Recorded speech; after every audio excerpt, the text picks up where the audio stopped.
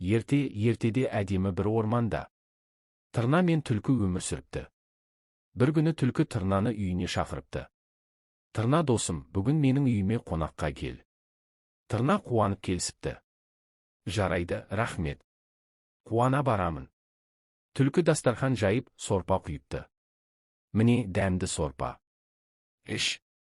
Тырна жалпақ табақтан іше алмай қиналыпты. Мен іше алмай жатырмын. Келесі күні тырна түлкіні өз үйіне шақырыпты.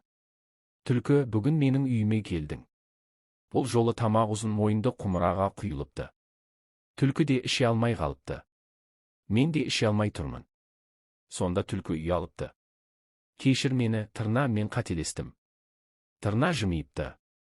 Достар бір-бірін сыйлауы керек. Содан бері тырна мен түлкі тату дос болыпты. Достық ең қымбат байлық.